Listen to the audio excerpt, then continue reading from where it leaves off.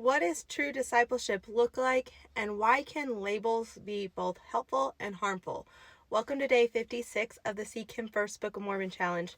Today we're in the first chapter of Jacob, and Jacob reluctantly takes on the leadership after Nephi passes.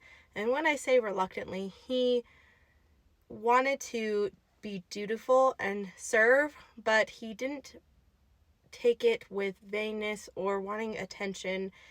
He wanted to do his duty and serve. But I wanted to talk about leadership is more about stewardship than status. And that's the sentiment of Jacob being a leader.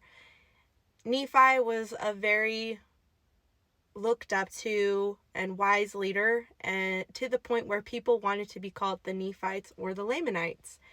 And it was big shoes to fill, and he humbly accepted that.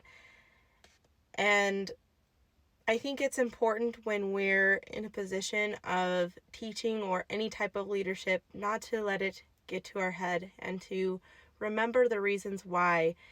And I think that's what true discipleship is making sure we're doing it for the right person, which is God. When we are in the service of our fellow beings, we are only in the service of our God.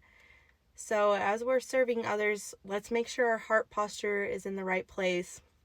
And I kind of wanted to talk about why spiritual identity matters so much. So the people decided to label themselves and divide themselves into the Nephites and the Lamanites. And the most important thing is being united in Christ and not have worldly labels. So obviously they looked up to Nephi. He was very wise, obedient leader. But the harm in labels is that we get away from realizing our divine identity, which is we are a child of God.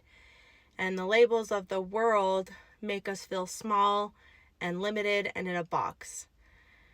And so God cares more about our heart posture than if we are a bishop or a doctor or something of high value to the world where you might have a degree, or even like the prophet and the apostles have to humbly take on those roles and realize that the true power and authority comes from God and his priesthood.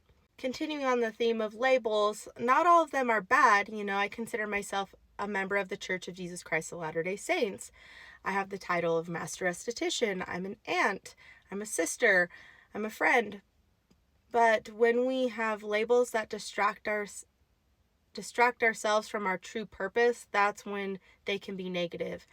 And in the community of Christians and Catholic, Lutheran, LDS, whatever you label yourself as, let's make sure that we're not putting people in a box and still seeing them through the eyes of God, that we're all sons and daughters of God, and we should be looking at people in that way and not trying to label and put each other in this limiting box. And when I see the hate that people have for my community, it does make me wish that we all kind of just stuck up for each other more and had more love for one another. So I know I can't change others, but I'm going to be the change that I want to see in the world. And I still very much love people that aren't of my faith, I think, and don't have the same labels as me. And I think the change starts within ourselves, right? And Jacob, in these verses, he's prioritizing the small plates, which are the sacred records, over the secular records, just trying to invite us to prioritize what really matters in life. And I think that Jacob 1 invites us to ask 2 questions. Am I doing my duty to strengthen others spiritually even when it's uncomfortable? And the second question, do I value the things of God more than the praise of people?